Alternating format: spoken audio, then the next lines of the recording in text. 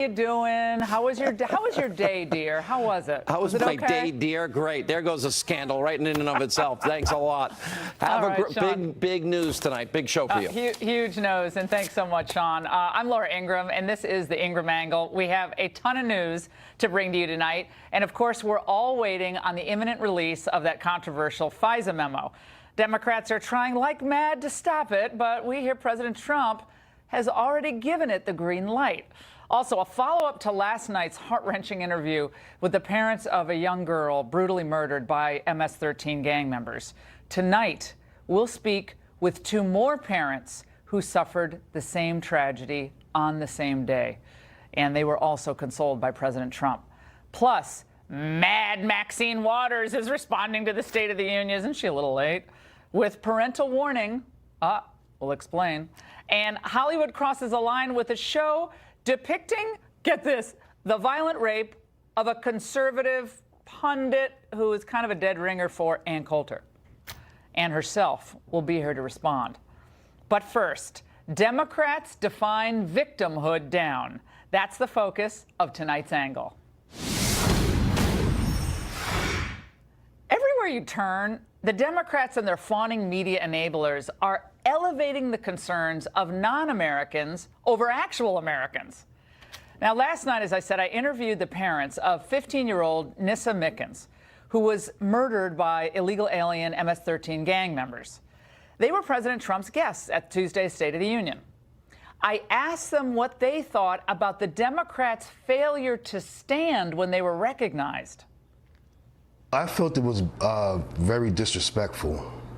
For the simple fact, the Democrats who was there who did not stand up, they were African Americans. They did not have the respect or to honor what just happened to our lives and to America's lives. Regardless of how they feel about the president, they should show the respect, because I would show them the respect if that was their loved one.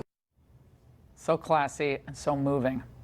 President Trump was right to address the brutality of these Salvadoran gangs victimizing law-abiding, innocent Americans. And he also highlighted the otherwise forgotten victims among them. Of course, all liberal media types could do in response to all this was just dismiss it as just, oh, come on, MS-13, that threat's kind of overblown. It's political hype. Nissa's mom reacted to that sentiment with incredulity. I have no words. I mean, these are gang members that just, decided to be a judge and a jury to take my daughter out like that. It's unacceptable. I don't want it to happen to anybody else's family. It was so heartbreaking. Yet, for most Democrats, these victims and their families, they're almost invisible. The anguish of those families is really inconvenient to the storyline that a lot of people on the left like to tell. That illegal immigrants are all good and they're all deserving of amnesty, benefits, care, compassion, etc. Liberals' empathy, though, only seems to go one way. The awful, awful, awful pictures of dreamers being deported, I think, will rally the nation. For me, the first step begins by finally addressing the needs of dreamers. Contrary to what Democrats have tried to do, to brainwash generations of African Americans to believe that Republicans are racist, terrible, heartless people. They've done the same with Hispanics as well. Think about this. It's only Donald Trump who had the guts to point out that an unenforced border hits Black, Hispanic, and working poor generally disproportionately hard, lowering wages, shutting a lot of people out of entire job sectors, and, of course, the crime. So playing the crass game of identity politics, what Democrats do is they create their own classes of imaginary victims. So illegal immigrants' anxiety about deportation, as you just saw in that piece, is covered endlessly and with maximum emotion. Lots of sympathetic nods from reporters. And politicians stand and applaud for so-called dreamers demanding rights. And if you disagree and you believe in immigration measures that are designed to benefit the American people, well, you're smeared. Values. You have very hostile anti-immigrant voices in the House. Last week, President Trump and DHS Secretary Nielsen made another shameful anti-immigrant decision by ending temporary protected status for 31,000 Salvadoran. We have a Republican president, a Republican Senate, a Republican House. All three are the most anti-immigration that there is. Now, that's completely absurd, Chuck, and I'm going to throw it right back in his face. I'll ask him this. Are Democrats anti-children when they fail to stand up for victims, such as the 7-year-old Indiana girl who was repeatedly raped this month by a 24-year-old illegal alien? And by the way, if we have the picture of him, we have the picture, there he is. And was this animal a dreamer? That's my question. Well, no, most illegal immigrants don't commit serious violent crimes. We all know that.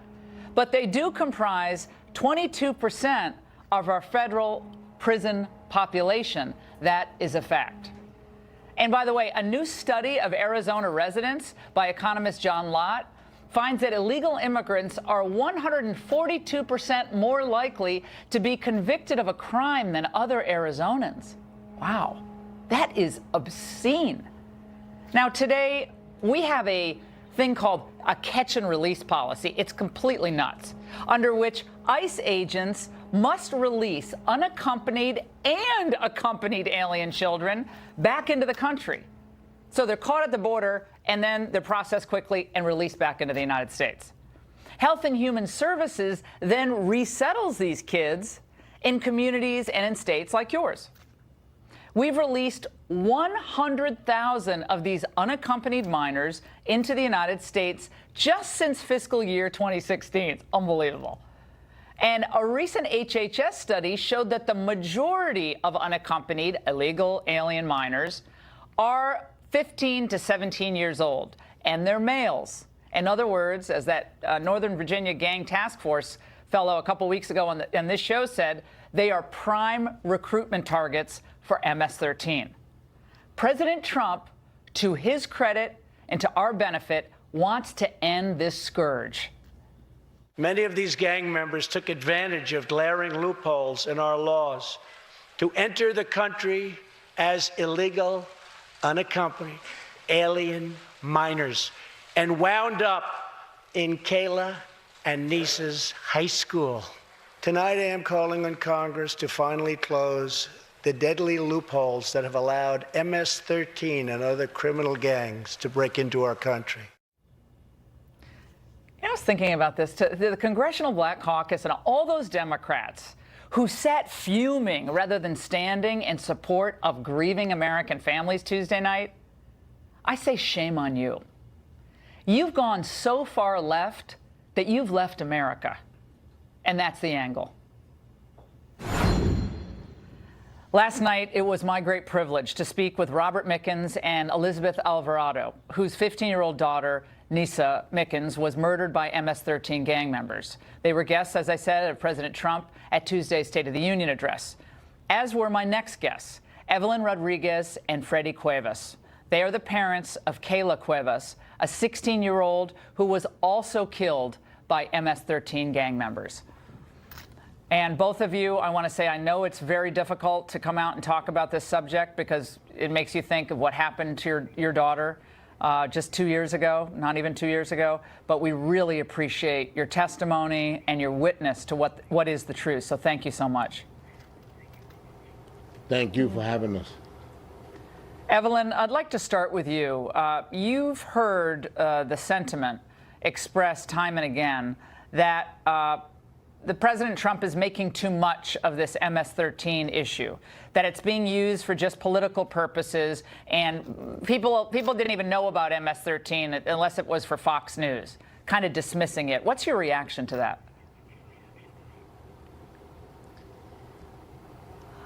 You know, it's a situation that it's pretty much all over, and we need to find a solution in order to take care of this. It is a serious problem, and I just don't want another family to go through the pain that we've been enduring every day since this happened. Freddie, for our viewers who don't know the brutality of MS-13, Tell us what happened to Kayla.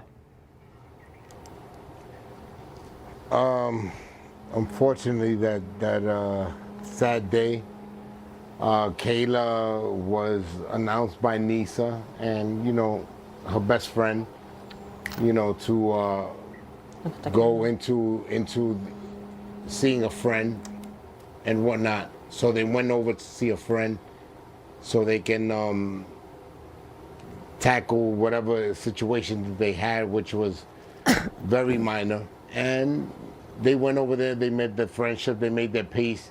On the way back, that's when I think the situation occurred. Things went wrong. They was already in the parking lot, and they was, hanging out there in the parking lot, whatnot. And unfortunately, my daughter and Nisa, on that specific day, happened to be crossing the boundaries of Loretta Park. So once they crossed Loretta Park and being them parked in Loretta Park, they happened to come across the controversy. Well, the motto of MS-13 is kill, rape, and control. And Evelyn, I have a daughter who's 12 and a half years old, and my heart breaks for you to have read what they did to her. But they beat both girls with a baseball bat, and police who found them said they had not ever seen such brutality. They've seen a lot in Long Island, never seen anything like it.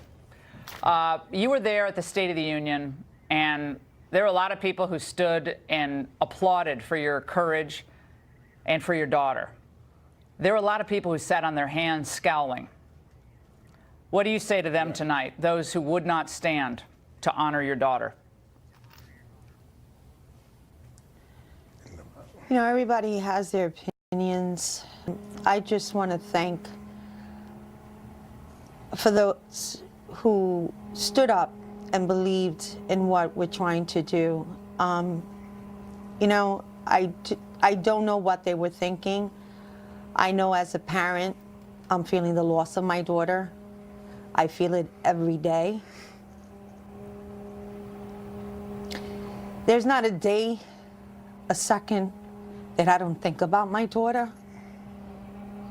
And they just don't understand the pain of a parent losing their child to this gang violence. And I hope they never will. It's something that you don't think about. Our kids should be burying us when we're ready to go, not the parents burying their kids. Their lives are ahead of them.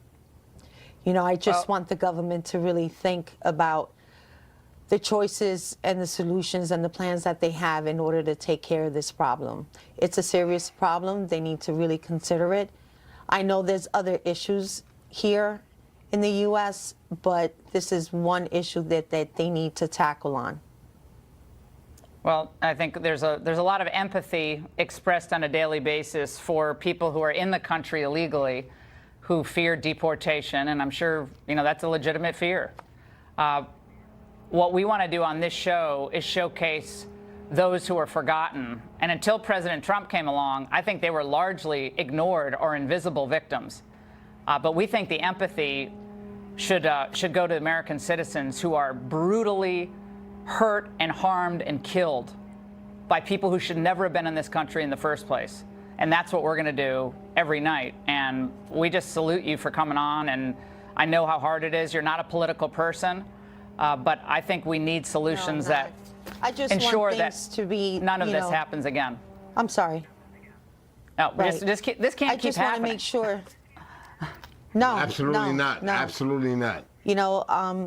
I just want the resources and the programs and the funding to come into our community and the schools. And like I said, this is not just happening here in Suffolk County. It's happening all over. 40 states. There are 10,000 members of MS-13 all across the United States.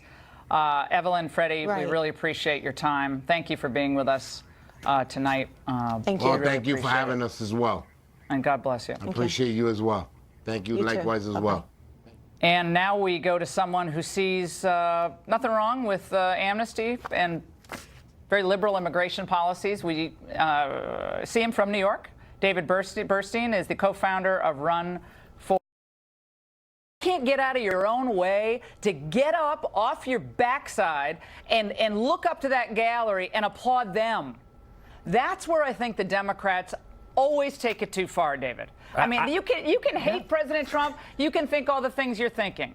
It's all wrong, but you can think it and you can say it. That's fine. But to not stand for those family members, to me, that's like, if you're a Democrat, you stand for them because you're for the little guy. But you look like you're for your own views. I'm sorry, I don't mean to talk over you. Go ahead. No, I can't really disagree with you there, Laura. I mean, I think that, you know, as you pointed out, you know, the wrapping themselves up in identity politics that the Democrats are participating is not good policy. It's policy that exists primarily to satisfy their base, and it is not good policy for them to win elections, frankly, because there are people out there who are concerned about these issues. And the State of the Union should be an opportunity for a little bit more bipartisan energy, and we should all be able to stand up for families who have lost their children to any kind of violence. That does seem to be taking it a little bit too far. All right, David, thank you so much. And up next, guys, lawmakers from both sides of the aisle debate the wisdom of releasing that highly anticipated FISA memo any hour now. Fox News is reporting that we're just hours away from President Trump declassifying and releasing that controversial FISA memo. The FBI and Democrats are furiously trying to prevent the memo's release, and we should see what they are so desperate to keep hidden. As early as tomorrow, it will be released. Joining us now with reaction is Democratic Congressman John Garamendi. Congressman, first off, I got to tell you this. We want to congratulate you. You're a very brave person because you are just the third Democratic lawmaker to come on this show since it began 3 months ago. So, my friend, you are now a member of an elite club. Let's make it a weekly thing. We'll do it once a week at least. It's great to see you, Congressman. So tell us about this memo. And my first question is, why haven't you gone to read the memo? Yeah. I was about to do so Tuesday morning. Late Monday night, the committee voted to release it, and I said, I just as soon not read the classified version of it, because if I do, I can't talk about it. I'm on the Armed Services Committee, have been for the last 8 years, and I do classified information virtually every week, often every day, and I know that I can't talk about it. So I knew it was going to become public, and then I could talk about it.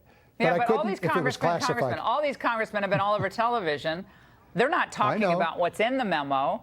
They're talking about the need to have transparency. Yeah. So are you saying all those congressmen are violating their congressional ethical obligations? No, I'm confused not about this. Seems like willful blindness to the viewers, I imagine. No, I don't think so at all. I know this is coming out. It's going to be out tomorrow probably, and we review it. What's really, really important here is that we need to recognize that we are in a highly partisan, very, very charged environment. Democrats and Republicans, both of them going back to their corner, coming out, fighting it out. But what has to be done here is to fully understand this. Now, the Democrats have their memo, the Republicans have their memo. Put them both out there. Let the public judge exactly what this is all about. We need to know. We have a very serious challenge. The CIA director, Mr. Pompeo, said that he fully anticipates that Russia will interfere in the 2018 elections, which are coming up next month in March. So we need to be prepared. However, very little, almost nothing has been done about protecting our election process. Okay, so that needs to be done. I understand that completely, but what does that have to do with the memo? I hope we all do. But well, it has everything to do with the memo. Well, the memo itself speaks to another part of the problem that confronts us, and that is how do we understand and protect this nation? Congressman, I mean, come on. The memo doesn't have anything to do with Russia collusion. You know that as well as I do, even though neither of us have read it, but I bet you my bottom dollar that has nothing to do with collusion. What it does have to do with is how a FISA application was drafted and on what it was based. And if it's based on demo-oppo research, Congressman, that should never have been done. That's the problem. Like you guys are the oversight of the executive branch. You do the oversight of the FBI and the DOJ. And the American people, Laura, a lot of them are very concerned about this investigation, and I think the people have a right to know. allow me to go back to the point I made a moment ago, and that is that we are in a very charged, highly partisan situation in that committee, in the Congress, and really around this country. What we have to do is to make sure that our intelligence agencies are acting properly under the restrictions and the Constitution and able to protect this nation. All right, but Congressman, are we going to find out after they've written a report to try to impeach the president? I mean, don't you think we should know now if the basis of the investigation was faulty? And there are two reports, Laura. There is a Republican report. There's a Democratic report. I'm fine Put them with both releasing on the table. Democrat report. I'm fine with that. I have no problem with that. Let's get it done. Put them on the table, and let's get the information out there. That's what we have to do. From that information, two things would be available to us. Come on, just go take a peek at the memo tonight. And then tomorrow morning, it'll be right at the top of the news cycle. But here's the point. Two things we need to do, Laura. Quick. We need to make sure that our intelligence agencies are able to protect us. Secondly, exactly.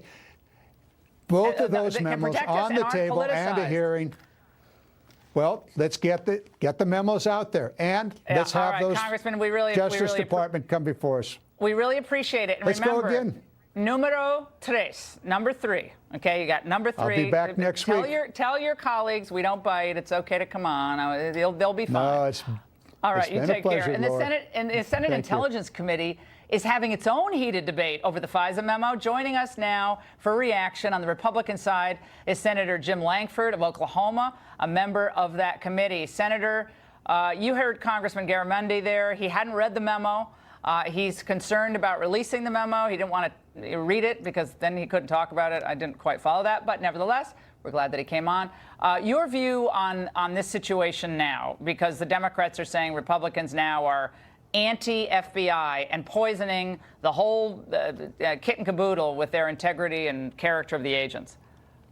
Let me just say, there are 35,000 employees in the FBI, and there's some fantastic people that work all around the country. They keep us safe on terrorism. They keep us safe from gang violence. They work exceptionally hard in cybersecurity.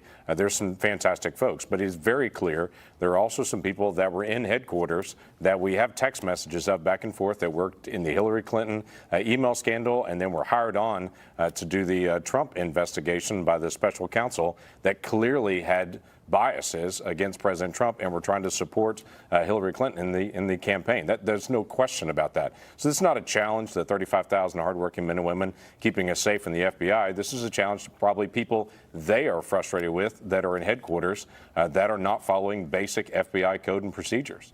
And Senator, did it bother you to find out yesterday that the Deputy FBI Director, Andrew McCabe, was one of a few people who knew that there were thousands of those Hillary emails as early as September 28th of 2016, and then the Congress wasn't told about that until a full month later. Do you have concerns about that, given your oversight responsibilities? I do have concerns. I do sit on the Intelligence Committee and on the Homeland Security Committee, both of them having oversight there for the basic functions of our security and our intelligence. That is very serious. Anytime you get evidence and you sit on that evidence for a long period of time, and then once it's exposed and Jim Comey knew about it, then they frantically went through it in a couple of days to be able to work through that. That's interesting to see them during the heat of the election to sit on additional information that on Anthony Weiner's computer that his wife was sending him information that did include some of this email traffic that was supposed to be secured traffic, but then she's also forwarding onto her husband's unsecured computer as well. That's a big concern and should have been a big concern. And by the way, Senator, Jim Comey was, he's quite the tweeter lately, and he tweeted this earlier today. He said, all should appreciate the FBI speaking up. I wish more of our leaders would, but take heart. American history shows that in the long run, weasels and liars never hold the field, so long as good people stand up. Not a lot of schools or streets named for Joe McCarthy. Your reaction to that? Well, it's kind of a little stunning reaction. Clearly, FBI, if they have a bad actor there that is a biased person, then that person needs to be cleared as well. Again, we've got 35,000 great folks that are serving. We need to continue to honor their service as well. And it was interesting. I heard a comment that the congressman had made before, saying nothing has been done to prepare for that. That is absolutely not true. I've personally spoken with Kirstjen Nielsen, who's the new head of DHS. I'd spoken to now the chief of staff for the president when he led it. They have actively engaged in trying to protect our election. DHS has been very engaged with our states. They're working very hard to make sure that there are additional protections coming up for the next election. So that has already begun. All right, Senator, thanks so much. And by the way, strong conservative women suffer a lot of verbal abuse, believe me, from liberals. Much of it's really obscene. Now Hollywood's in on the act. We'll tell you a lot more with Ann Coulter up next.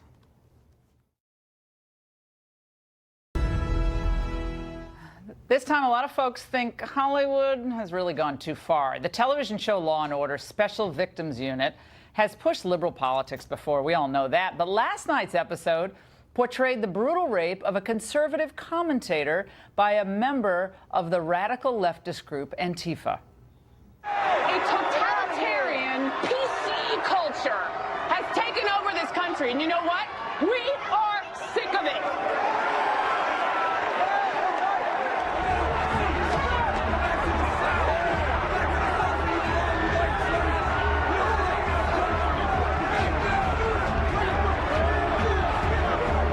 Ma'am, are you okay?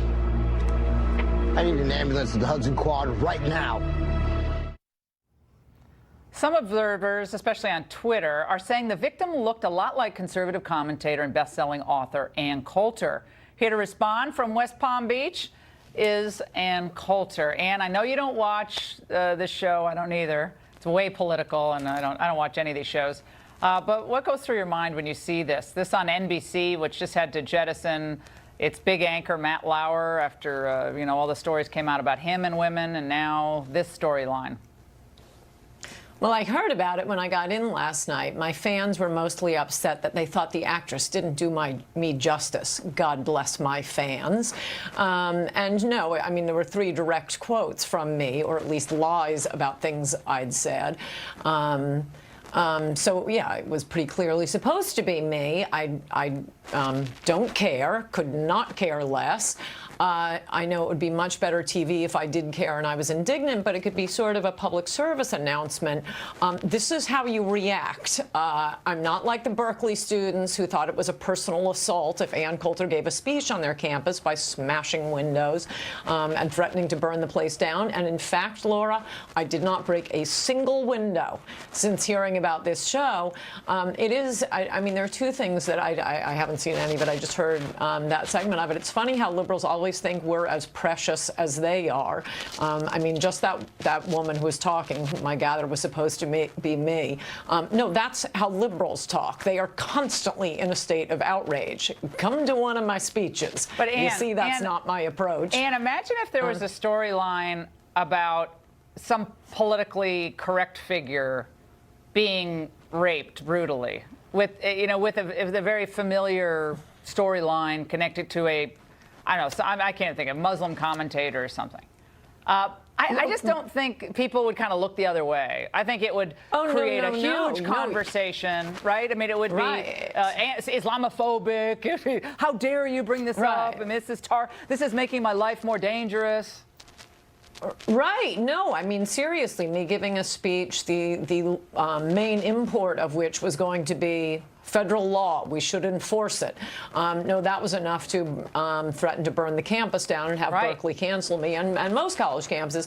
But really, I mean, people are being thrown off Twitter. Remember, I think Mila was thrown off Twitter for calling an actress ugly. So I'm thinking, why don't they follow my approach and not care? But I do think it's worth bringing up at this point also what just raging frauds and hypocrites they are. I mean, one of the things was that this character, I mean, I read it in the Newsbusters write-up, wants to deport dreamers. Okay.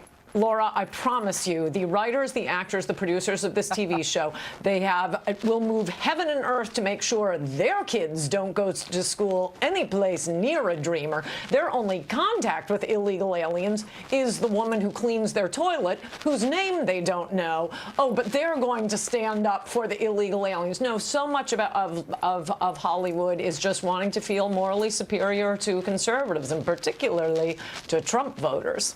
Well, Ann, I thought the show, it was another reminder of why it's so good to read and not watch certain shows on television, except the shows like this where you can actually get a laugh and maybe learn a little something. And thanks so much. And by the way, Mad Maxine Waters, someone I know Coulter loves, lashes out at the president while Mad Max is about to make a sequel to his Passion of the Christ. Wow, a different Max. The inside stories and our seen and unseen segment next. Unseen segment where we peer behind the big culture stories of the day. And this week features Maxine Waters' response to the State of the Union. And it was on BET. Plus, a claim by the star of The Passion of the Christ that the sequel will be the biggest film in history. I'm joined now by Fox News contributor Raymond Arroyo of the Will Wilder series. Raymond, first, BET featured a response to the State of the Union a day after the State of the Union. Yes, well, timing can't be perfect, Laura. And this was Angela Rye, who was introducing Maxine. Let's watch. In case you missed y'all's President's State of the Union last night, spoiler alert, you missed nothing. Of course, we won't spend all our time together lamenting about the walking disaster that is the KKK's commander-in-chief. She joins our special tonight to deliver a rebuttal that will seal the lips on that hole Donald Trump calls him out. Whenever he appears on TV, there should be a disclaimer that says, this may not be acceptable for children. She should have had the disclaimer for the host of the show. Angela Rye has a potty mouth. We cut out some of the other things. Oh, no, we cut out the other lines. Where's her disclaimer? Well, first of all, was Maxine Waters, did a child make the backdrop for that set? What was that? Well, I thought for a minute they went to her live in the parking lot of the Capitol. I was like, wait, where's the car park? Look at that. Center. Oh, what is it? That's like a white Capitol. I didn't even understand that. But there's always understatement with Maxine Waters, right? Yes. He'll never be presidential. Right. And he'll never be presidential. Let's watch the next one. He's not presidential, and he never will be presidential. He claims that he's bringing people together, but make no mistake, he is a dangerous, unprincipled, divisive, and shameful racist. We deserve better. That's why I have called for his impeachment. Some believe it's too early. I disagree. The time is now. What do you say after that? Wait, racist, xenophobic. You know what they should do? They should just have a number for all of the insults. It should be like, well, and then he's 143. If you're going to, why say it all at this point? If you're going to impeach the president, you have to have grounds for impeachment. No. Not, I don't like him, he's mean, he's angry, he's upset. And the other thing, this is black entertainment television. Why is this not entertaining at all? What is actually sort of entertaining? Well, mildly, but I would have preferred Medea doing political commentary. Oh, because my God, at Medea, least that's a great Tyler idea. Perry would draw a crowd and actually has an audience, and he'd be funny. Well, okay, let's go to the resurrection. Mel Gibson is going to do the sequel to The Passion of the Christ, which made more than $1 billion. $600 million at the box office, only $30 million to make. I mean, it's a... $600 million. Yeah, but it's one of the biggest R-rated films of all time. Okay, but let's go to the resurrection. Now, how did this come about? Jim Caviezel did an interview with USA Today where he said... He played Christ in the... Right. This is going to be the biggest movie of all time, he said. And the media is now going wild. The Today Show said, has Mel Gibson really been forgiven? The guy won a Golden Globe last year for Hacksaw Ridge. Whoa, wait. The Today Show, with all of that they've been dealing with, is wondering whether Mel Gibson has been forgiven. Let's watch what Mel said about the resurrection. Let's watch. And it's not just about a resurrection. It's not the, man comes back, walks through walls, has holes in hands, eats a piece of fish. It's not that. It's a vast theological experience, and I think you need to delve into what that means in a way that you take that as the centerpiece and you juxtapose it against many things that go on around it and in other realms, so that you have to it gets pretty wild. It's like an acid trip, but I think with the saints, it's okay. Yeah, right. It's okay. It's okay. You have a spirit guide to take you through That's it. right. Yeah. It's why they call him Mad Max. Yeah, there's much more to say about this. We'll do it in the days ahead. And he's told me a lot. This is about the fall of the angels, the prophets, much more than just the resurrection. All right. Well, and Raymond, the left is turning on its own, targeting the author of that trashy presidential fiction book. And we're going to deal with that, and we have a lot more still to get to. Stay right there. Oh, manatees. Compass regarding sleazeball fiction writer Michael Wolff. As I told you weeks ago, the Fire and Fury author got so many things wrong in his book, including, by the way, fabricating a conversation involving yours truly, that I suggested he turn his attention to writing fan fiction for a living. A few honest lefties called him out, but most held their fire so long as Wolff was dishing dirt on the president. But today, Mika Brzezinski kicked up a fuss over Wolff's tabloid reporting on an affair that never happened between the president and Nikki Haley. Michael, which is why they pushed Pompeo out. Has embraced it. I'm going to go as far as to say that you might be having a fun time playing a little game, dancing around this, but you're slurring a woman. It's disgraceful. Very dramatic, and I'm sure that wasn't done for Me Too effect. A little late, though. Fair-minded folks like journalist Jonathan Swan found the Wolff book so filled with inaccuracies long before Brzezinski that he demanded his name be removed from the acknowledgments in subsequent publishing. And who can forget when Trevor Noah of The Daily Show put the nail in Wolff's itty-bitty coffin? You insinuated or said out loud that Donald Trump is possibly having an affair with someone in the White House. Like, where do you get this from? You just have to read the book. Well, but I read the book, but I don't know where you got that from in the book. You just have to somewhat read between the lines, and then you have to see. I'm not going. Just the book is. It's there. But it's not there. Oh my God, that was so amazing. I could watch that 100 times. By the way, weeks ago when Wolff's book sales started to peter out, his publicist pushed for him to come on both my radio show and the Ingraham Angle. I declined. But apparently over at the Peacock, they still had stunts to pull. Are you kidding? You're on the set of Morning Joe. We don't BS here. Well, read me the language. Are you kidding me? I'm sorry. This is awkward. You're here on the set with us, but we're done. Michael Wolff, thank you. We're going to go to break now. That wasn't choreographed at all. She should work for the Joffrey. That's what I call must-flee TV. All right, Trevor Noah, you're the best at that. I'm sorry. We're going to be right back. Close it out. Don't go.